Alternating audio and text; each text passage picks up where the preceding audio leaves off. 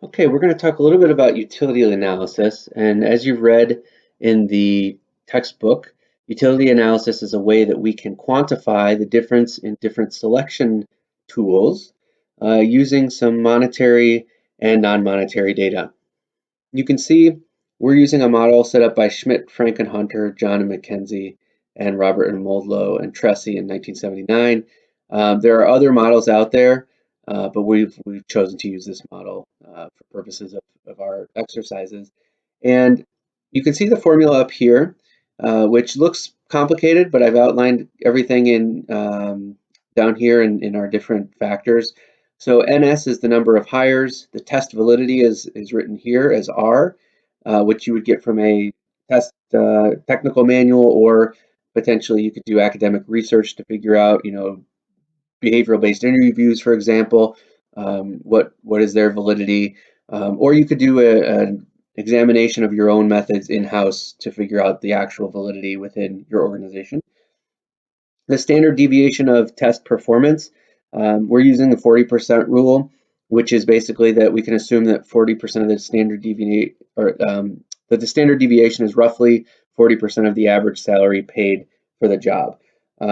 So that's just a number that's based on academic research that we're using to hold constant in this particular model, and that would vary based on the amount of money that you're paying for the job for which you're doing these assessments. The average test score of those selected is Z, so that's computed as a Z-score.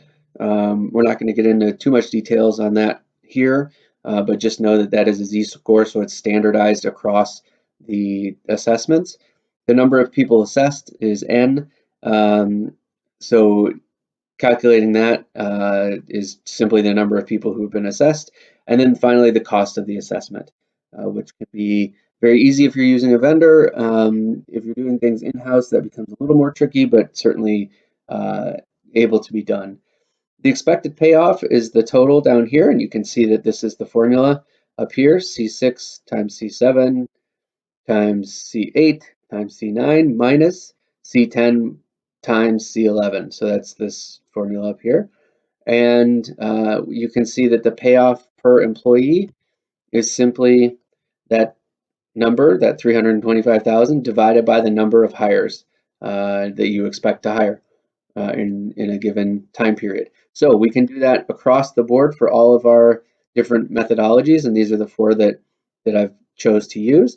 And you can see that the greatest payoff here is the in-house production simulation and behavioral-based, highly structured interview, mostly driven by the 0.4 test validity. So that will really make a difference on your utility analysis, and is one of the biggest drivers of the monetary gains of one assessment over another, is the validity of that assessment, which is why validity is such an important concept.